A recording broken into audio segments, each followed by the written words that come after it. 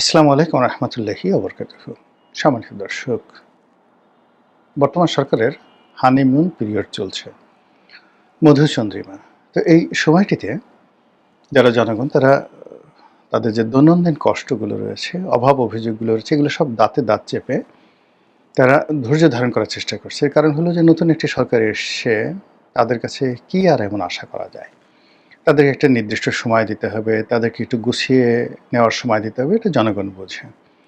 গত ১৫ বছরে শেখ হাসিনার যে শাসন, সেই শাসনের যে তীব্র জাতাকল, তার সঙ্গে গত ১৭ মাসের যে শাসন, সেই শাসনের হম্বিতম্বি, সেই শাসনের মুনাফিকি, সেই শাসনের যে যাকে বলা হয় রাগ-ঢাক, নাটক, অভিনয়, সিনেমা সবকিছু মানে আসলে গত ১৭ মাসে যে কি হয়েছে আমরা এখনো পর্যন্ত টের পাচ্ছি না।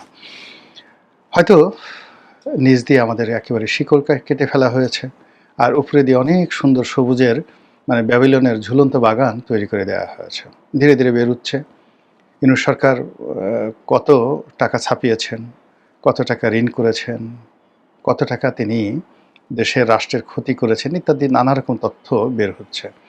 তার যারা উপদেষ্টা মণ্ডলী রয়েছেন তারা কত টাকা পাচার করেছেন, কত টাকা দুর্নীতি করেছেন এবং তাদের একেকজনের বিরুদ্ধে যে দুর্নীতির মামলাগুলো রেডি হচ্ছে, তাতে করে দুর্নীতি সংশ্লিষ্ট যারা লোকজন রয়েছেন মানে দুর্নীতি দমন কমিশনের যে সকল কর্তা ব্যক্তি রয়েছেন তাদের বক্তব্য হলো যে তারা হতভম্ব হয়ে গেছেন। এত অভিযোগের পাহাড় দুর্নীতি দমন কমিশনে জমা হয়েছে বিগত সেই অন্তর্বর্তীকালীন সরকারের কর্তা ব্যক্তিদের বিরুদ্ধে। এতে করে এই প্রতিষ্ঠানের কর্তা ব্যক্তিরা আশ্চর্য হয়ে গেছে যে এও কি সম্ভব?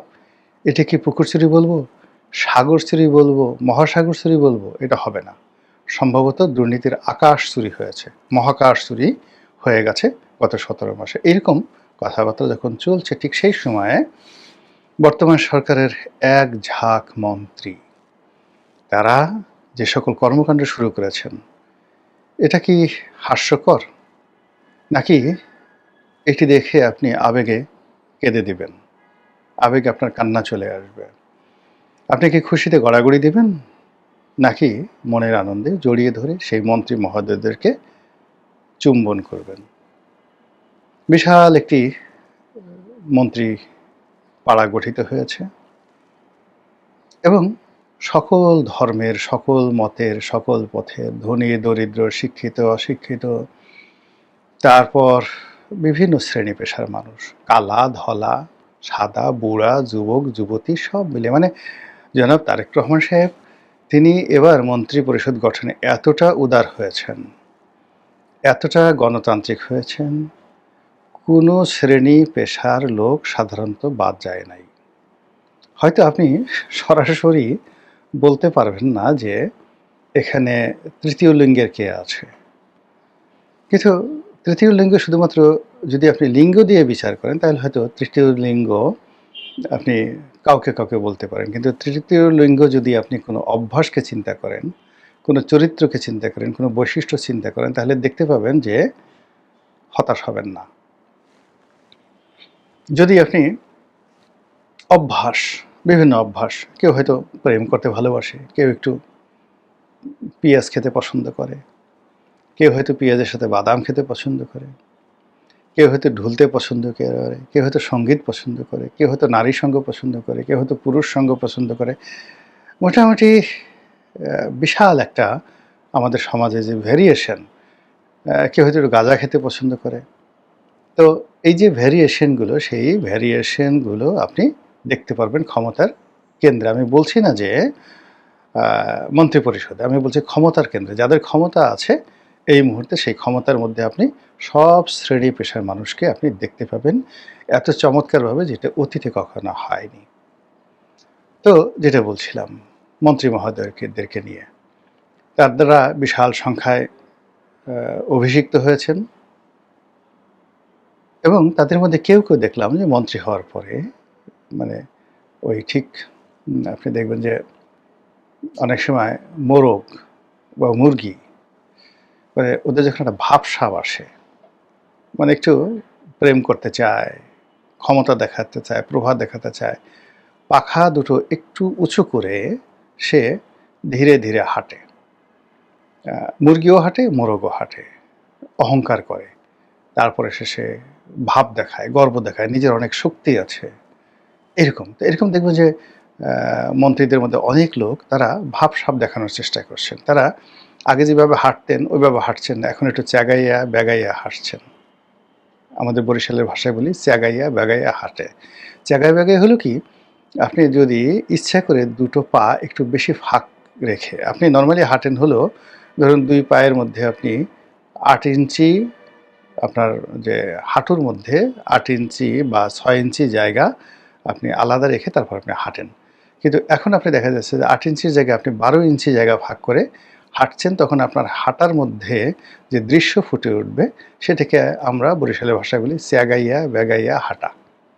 আবার ওই যে মোরগ মুরগির যে পাখা ওঠানো, আপনি নর্মালি করেন কি, হাতটা আর্মিদের মতো কখনো লেফট রাইট করে ঝুলান, কখনো চুপচাপ থাকেন, কখনো অ্যাটেনশন অবস্থায় ঢুকেন, কিন্তু আপনি ইচ্ছে করে দেখা গেল আপনার হাতটিকে ১৫ ডিগ্রি অ্যাঙ্গেলে দুটো হাত বাঁকা করে, কোনোটি একটু বাঁকা করে, তারপর শেষে ঘাড়টা একটু নুয়ে আপনি হাত দুটোকে ঝুলিয়ে ঝুলিয়ে ওই যে মোরগ বা মুরগি যেভাবে ভাব দেখায় ওইরকম একটা ভাব দেখাইয়া আপনি হাঁটার চেষ্টা করছেন। এই যে মন্ত্রিপরিষদের বেশ কয়েকজন লোকের মধ্যে আপনি দেখবেন যে এরকম একটা ভাবসাব চলে আসছে। অনেকে লাফাচ্ছেন, তিরিং বিরিং করে লাফাচ্ছেন, এখানে যাচ্ছেন, যেখানে হেঁটে গেলে হয় সেখানে দৌড়ানোর চেষ্টা করছেন, যেখানে দৌড়াই গেলে হয় সেখানে লাফ দেওয়ার চেষ্টা করছেন, তারপরে শেষে খুব ছুটোছুটি হচ্ছে, প্রচণ্ড ছুটোছুটি, না জানি ফাটাই ফেলবেন, এবং সব জায়গাতে একটা দৌড় প্রতিযোগিতা হচ্ছে। ধরেন মন্ত্রী মহোদয় হাঁটছেন, হাঁটার পরে তার আশেপাশে যারা লোকজন আছেন তাদেরকে তিনি দেখাতে চান যে তিনি খুব জোরে হাঁটতে পারেন। এজন্য তিনি সবাইকে ক্রস করে জোরে জোরে হাঁটার চেষ্টা করছেন এবং সবার আগে থাকার চেষ্টা করছেন। এর ফলে কি হলো, এক ধরনের রং ঢং শুরু হয়ে গেছে। আপনার চলচলের মধ্যে দলবল নিয়ে যাচ্ছেন, মন্ত্রী মহোদয় জোরে জোরে হাঁটছেন, তার পিছে যারা অনুসারী তারা হাসতেছেন আর হাসছেন। আহা, মন্ত্রীর কি প্রাণ শক্তি! এইরকম মন্ত্রীর জন্য তো আমরা অপেক্ষা করছি। শেখ হাসিনার মন্ত্রী সবগুলো ধ্বজভঙ্গ হয়ে গেছিল, হাঁটতে পারতো না, মাজায় কোমরে ব্যথা ছিল, আর সারাদিন চেয়ারে বসে বসে দুর্নীতি করতো আর পার্সেন্টেজ গুনতো। আর এখন এই মন্ত্রী মহোদয়রা কি সুন্দর হাত দুটো একটু বাঁকা করে, পা দুটো ফাঁক করে, চ্যাগাই বেগাই হেঁটে তারপরে শেষে যত জোরে জোরে হাঁটতেছে। এটাই তো দরকার এই মুহূর্তে, এই গতি না হলে হয়? এই লোকজন দেখছে, আর আমরা যারা বাইরে থেকে সেই দৃশ্য দেখছি যে রাজা চলছে, রাজার পাশে মন্ত্রী চলছে, মন্ত্রীর সাথে তন্ত্রী চলছে, তন্ত্রীর সাথে যন্ত্রী চলছে, যন্ত্রীর সাথে মানাই নেন কিছু একটা চলছে, মানুষ খুব বিনোদন পাচ্ছে। এরপরে হলো তারা কোট পরছে, টাই পরছে, যেখানে স্বয়ং তারেক রহমান সাহেব তিনি লং স্লিভ শার্ট পরছেন, তাও একেবারে যাকে বলে পাতলা ফিনফিনে, ইন করছেন না, সাধারণ জুতা পরছেন, এবং তিনি হাঁটাচলা করছেন ধীরে স্থিরভাবে, অনেকটা আর্মিদের মধ্যে লেফট রাইটও নয়, আবার মানে বাঙালির যে সাধারণ হাঁটা তাও নয়, তিনি তার একটা নিজস্ব হাঁটার একটা স্টাইল তারেক রহমান সাহেব তৈরি করে ফেলেছেন, দেখতে বেশ ভালো লাগে। তিনি তার কন্যাকে নিয়ে যে তিনি হেঁটে আসলেন বইমেলা থেকে সচিবালয়, এটা বেশ আকর্ষণীয় ছিল। তো সেই আকর্ষণীয় হাঁটার ক্ষেত্রে তিনি যদি কোটটাই পরে হাঁটতেন, সারা শরীর ঘামিয়ে যেত, মুখ ঘাম হতো, আবার পিছন দিক থেকে একজন লোক টিস্যু নিয়ে দৌড়াতো, স্যার এই টিস্যু দিয়ে মুখটা একটু মুছে নেন, এরকম নানা রকম কাণ্ড হতো। তো সেই কাণ্ড যেন না ঘটে, জন্য তিনি সতর্ক অবস্থায় এরকম ঢিলেঢালা পোশাক পরে তিনি ঘোরাফেরা করছেন। এটা লোকজন খুব পছন্দ করছে। তিনি যে ঘড়িটি পরছেন, খুব সাধারণ মানের একটি ঘড়ি পরছেন, তাও পছন্দ করছে। কিন্তু তার মন্ত্রীরা কি, ও মাই গড, মন্ত্রীরা এমনভাবে চলছেন মনে হচ্ছে যেন ডোনাল্ড ট্রাম্পের আব্বা, ইলন মাস্কের দাদা। তাদের সবচেয়ে দামি স্যুট লাগবে, টাই পরা লাগবে, টনটনে টাই পরা লাগবে, ইত্যাদি সব কিছু মিলিয়ে তারা যে তিড়িং বিড়িং করে লাফাচ্ছেন, পোশাক আশাক পরছেন, কথাবার্তা বলছেন, রং ঢং করছেন।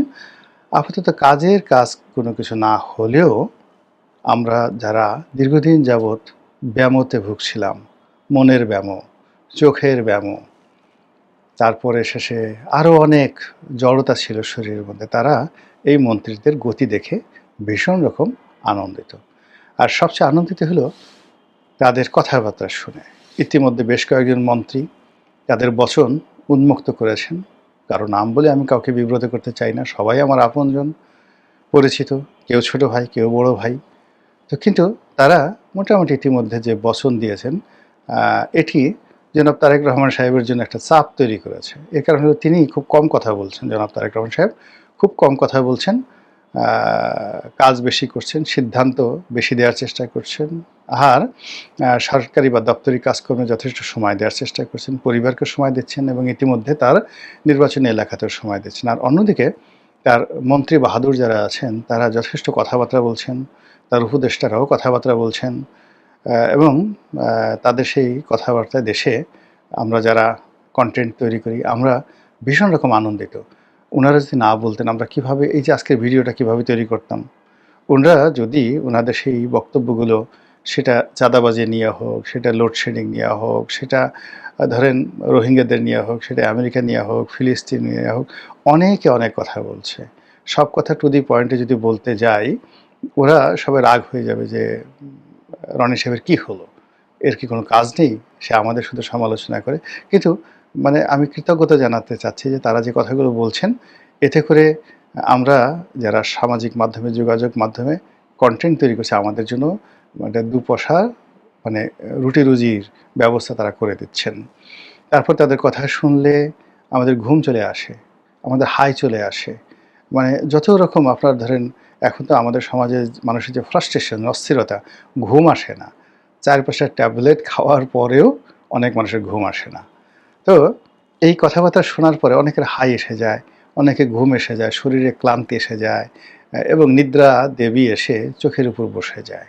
অসাধারণ একটা জাতিকে ঘুম পাড়িয়ে রাখার মতো একটা ম্যাগনেটিক পাওয়ার চলে আসছে মন্ত্রী মহোদয়দের সেই বচনে, তাদের ষড়যন্ত্রে, মানে মানে এখানে কিন্তু ষড়যন্ত্র নয়, ষড়যন্ত্রে মানে ধ্বনি, এই যে আমরা যে শব্দ করি সেটাকে ষড়যন্ত্র বলে আর কি। গলার থেকে এই পর্যন্ত উচ্চারণের ভ্যারিয়েশন অনুযায়ী এটা আপনার দন্তের স, তারপরে রয়ের সঙ্গে র দিয়ে আর কি বানানো। আর ওই যে ষড়যন্ত্র হলো পেট কাটা মধ্যের নস্য আর ডয়সনের র। তো ওই ষড়যন্ত্র না, এটা হলো স্বরলিপি, ষড়যন্ত্র। তো এই যন্ত্র দিয়ে তারা যে কথাবার্তা বলতেছেন এটা মাশাআল্লাহ মানে মোটামুটি পুরো জাতিকে একটা আনন্দের মধ্যে রেখেছে। এবং এই কর্মকাণ্ড চলতে থাকুক, আনন্দ চলতে থাকুক, যতক্ষণ না পর্যন্ত কাজ না হবে ততক্ষণ পর্যন্ত তো কথা বলতেই হবে। যতক্ষণ পর্যন্ত আউটপুট না আসে ততক্ষণ পর্যন্ত তো দৌড়াতে হবে। আপনি যদি বাজারে না যান আপনি পণ্য কিনবেন কী করে? তার জন্য তো তাড়াতাড়ি যেতে হবে। আপনি একটা জিনিস কিনবেন, কেনার আগে তো আপনাকে একটু বার্গেনিং করতে হবে। তো সেক্ষেত্রে আমরা এই সরকারের হানিমুন মুডে মন্ত্রীদের যে এই তিড়িং বিড়িং যে লাফানো, তাদের যে কথা, তাদের যে বচনামৃত, এগুলো আমরা উপভোগ করছি। এটা কোনো সমালোচনা না, just a gift, to our honourable ministers. Thank you. আসসালামু আলাইকুম ওয়া রাহমাতুল্লাহি ওয়া বারাকাতুহু।